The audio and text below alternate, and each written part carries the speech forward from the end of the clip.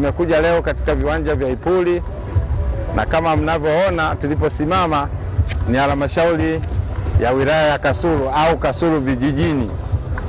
Kasulu vijijini wametengeneza jengo kubwa zuri la kisasa linalong'aa, na kwa muktadha huo hata watendaji wetu wale ambao wanaonyesha maonyesho haya ya Nane Nane kwa mwaka huu wameona vionjo vipya vizuri ambavyo vinawavutia.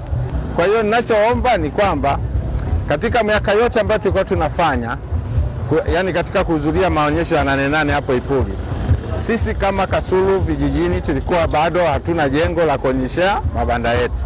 Mwaka huu tumejenga kwa spidi, supersonic speed, ambayo jengo limekamilika, linang'aa na watu wetu wanalitumia.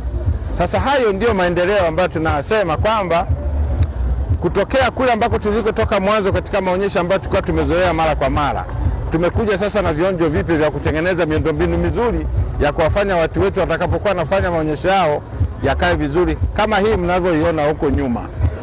Kwa hiyo mimi nawashukuru sana mkurugenzi, namshukuru sana mwenyekiti wa halmashauri, nawashukuru sana wana halmashauri yote ya vijijini kwa kazi nzuri sana ambayo wameifanya.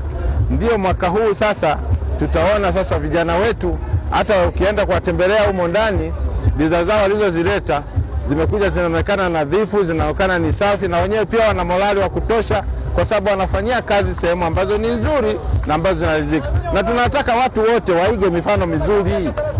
Hatutaki kuiga tena mifano ile ya ajabu ajabu. Tunataka mifano mizuri. Kila siku tunataka mifano mizuri ili watu wakae sehemu nzuri. Na haya maonyesho sasa yatakuwa na mfano, kwa sababu itakuwa ni simulizi sasa, kwa sababu walikotoka mwanzo na sasa hivi ni vitu viwili tofauti. Kwa hiyo mimi nawashukuru sana. Mimi pia nimeridhika kama raia namba moja katika halmashauri yenu, na sisi wafanyabiashara wetu sasa wako sawasawa, na wameniambia kabisa kwamba sasa wameridhika, sasa hivi watakuwa wanafanya kazi vizuri, kwa sababu kazi imekuwa ni nzuri hata mahali pa kuwekea.